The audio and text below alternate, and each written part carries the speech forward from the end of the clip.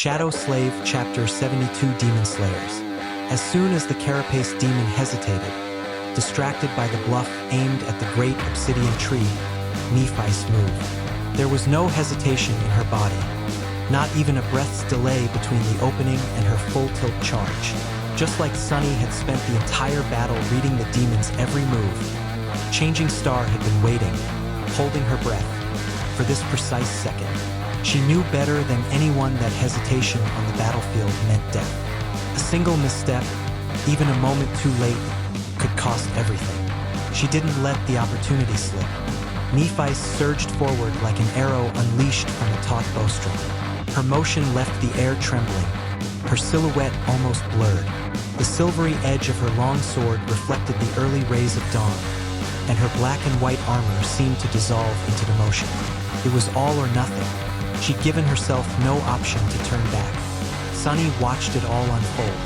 Time slowed to a crawl as countless thoughts swirled in his head. The demon reacted fast, just not fast enough. A momentary lapse had doomed him, but none of it would matter if Nephi's couldn't pierce that monstrous carapace.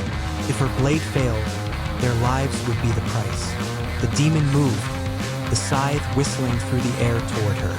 The pincer followed, intending to crush her like an insect, but she was quicker, barely. In mid-run, her steps subtly changed rhythm. Behind the mask of her helmet, Sunny imagined her face twisted in pain. A soft, white light flared beneath her skin, but this time, the glow did not remain contained. It flowed into her blade. The long sword ignited, radiating a piercing brilliance, too intense for the eyes to handle. But the light wasn't warm, it was sharp, unforgiving.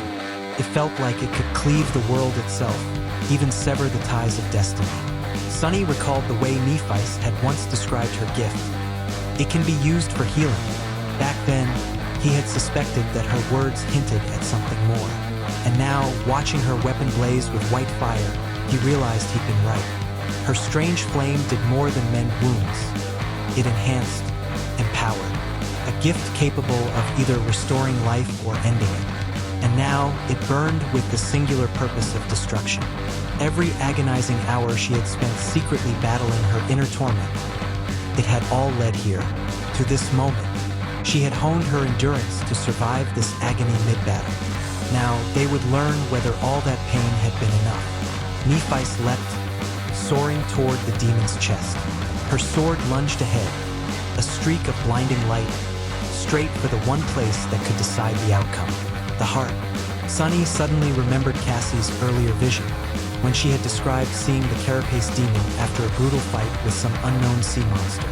The beast had been badly wounded, with a gaping hole in its armored chest. The wound had never fully healed.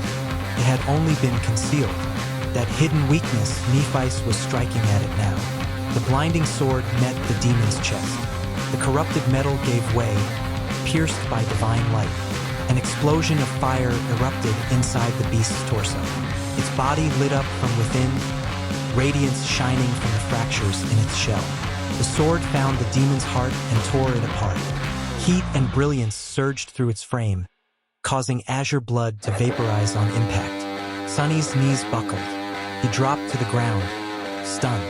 Is it over? The colossal monster swayed. Its limbs moved, reaching for Nephi in a last, desperate gesture. But then they faltered. His body spasmed one final time and collapsed. Nephi landed and quickly stepped back, sword ready. But there was no need for another strike. The Carapace demon, eternal guardian of the Ashen Barrow, was dying. Its glowing eye dimmed, that last flicker of sentience draining away. And then, it looked at Sunny. There was no hate in that stare, no rage or defiance, just an odd, tranquil expression, almost relief. Then the light went out. Victory. Nephi removed her helmet.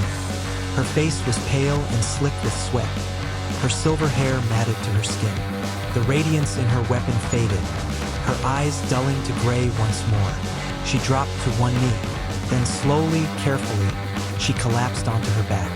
The battle had lasted less than a minute, but it had drained everything from them. Sunny dropped down too, trying to breathe. They had won. Somehow, I could sleep for a month. Then he remembered. Cassie was still up in the tree, completely unaware of the outcome. With a weary sigh, he filled his lungs. And in the quiet morning, beneath the ash-covered hill and the towering tree, a voice rang out. "One demon stake, coming right up."